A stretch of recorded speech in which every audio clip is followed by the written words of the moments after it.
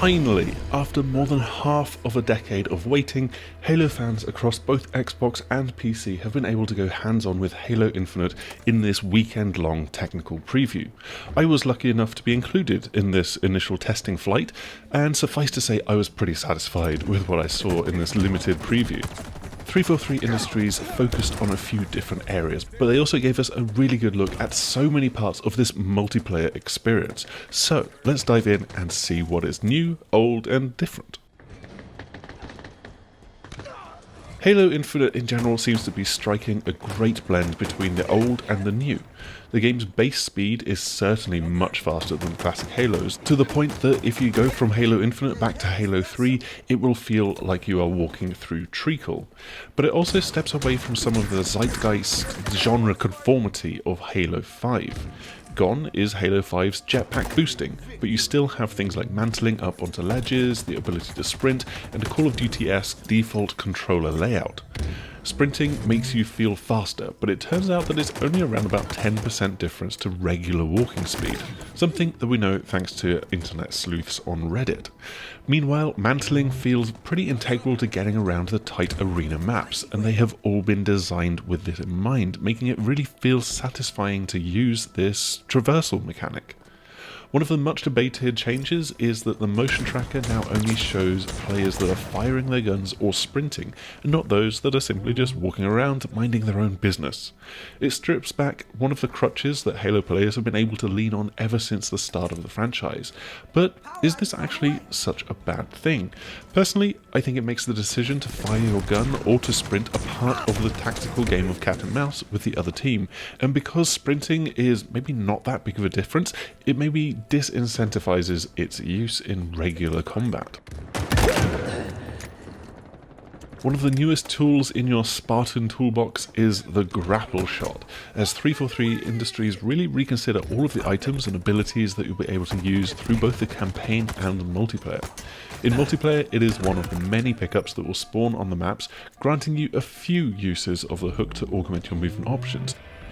As every Titanfall and Apex Legends fan will tell you, it is an awful lot of fun to use the grappling hook on the scenery, swinging yourself up to a vantage point or towards an enemy and then give them a good old slap or unload a shotgun in their face. It's fun to figure out how to use it, and already leading to great clips being shared online. All of the other pickups and items have also been reconsidered, so the shield bubble from back in Halo 3's era has been replaced by the drop wall that quickly deteriorates as it takes damage. Alongside that, you then have things like active camo and overshield, and there's an interesting new wrinkle in that you use these when you want to, not as soon as you pick them up. But then, once you do use them, it takes a second or two to activate, meaning that there is, again, a little bit of strategy and forethought into their use. What's also nice to see is how all of this enables some of the more iconic moments from Halo's past. You can use the grappling hook to snag a power weapon from a distance, you can throw a threat sensor onto your teammates to make them a mobile radar station, and you can create preemptive blocking lines with the drop wall that you can then retreat behind. Having the ability to choose when these pickups are used really does add to the tactical plays available to you and your team. 3 maps were available during this technical test, all of them of the smaller 4v4 arena game mode style. They are small, they're easy to learn, and that is vital when Halo Infinite starts everyone off with the same MA40 assault rifle and the very capable MK50 sidekick pistol. You don't have different loadouts here, and everything else that you get in multiplayer is a pickup. So advanced players will learn to time their rotations around the map to grab power weapons as they spawn, snap up longer ranged guns, and secure the various pickups that are available on a particular map and for a particular round. The 3 maps included Live Fire, which has this neat training arena style with open areas on either side of a central corridor, which is actually 2 corridors layered one on top of the other.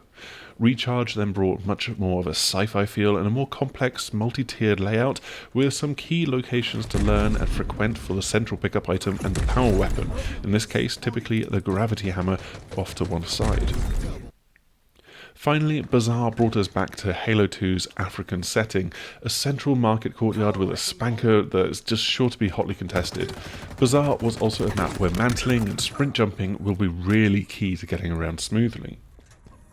Power items have arrived. Personally, I really like the way that Halo Infinite looks right now. It's not going to blow anyone's socks off. I mean, it is a cross-gen title, but it's clean, it's modern, and it's subtly stylized towards the kinds of cartoony nature that was inherent in early 2000s graphics, and less of the shiny metallic chrome of Halo 5. It's not gone off towards the toon graphic art style deep end though, and there is plenty of wear and tear throughout these environments that really help these places to feel a little bit lived in. We also have a curious case for the video game's performance. On Xbox Series X, it is happy to push towards 120 frames per second at 4K, and you are definitely getting 60 frames per second as the baseline for all TVs. But if we step back a generation, Xbox One and Xbox One X seem to be limited to 30 FPS. We're not entirely sure if that is the intention of 343 Industries or a temporary limit for this work-in-progress build. With 4 days of testing, 343 Industries started us off with the regular AI difficulty, before then bumping it up to ODST difficulty for the second day and onwards, and this really increased the challenge that we faced when we were stepping out into the practice rings. Sure, they would still get beaten quite handily, but they can also spring a few more surprises on you, that's for sure. Adding AI to the Halo series for the first time is a really great move, I think. They will make great opponents as newcomers to the series try to get up to speed and practice their skills, while old soldiers might want to shake off a little rust. The AI are, at times, a little bit robotic, spotting and quickly snapping to face you in a way that doesn't really feel human, but that's fine, they're bots, everybody knows this. They also seem to follow the same path at the start of a match, which makes them feel quite predictable as they all rush around the same corner, and there's clearly some pathing issues as they can get stuck jumping on the spot by a ledge. Still, they're fun to fight against, and ODST difficulty definitely throws in a few extra quirks, like dropping a little squat mid-firefight to throw off your headshot aim. There's still a bit of a way to go here, but 343 Industries is maybe 90-95% of the way there in my opinion. And so we come to another one of the elephants in the room, monetization.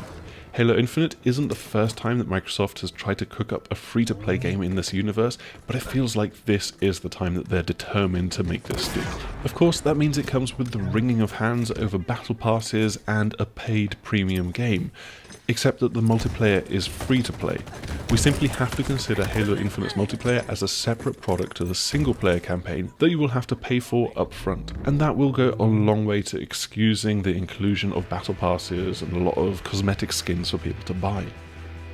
The technical preview showed off some of these, with individual cosmetics to purchase and a battle pass, and for those worried about this element, it feels like 343 Industries are, initially at least, playing it quite safe and conservative compared to the excess that you see in other free-to-play games.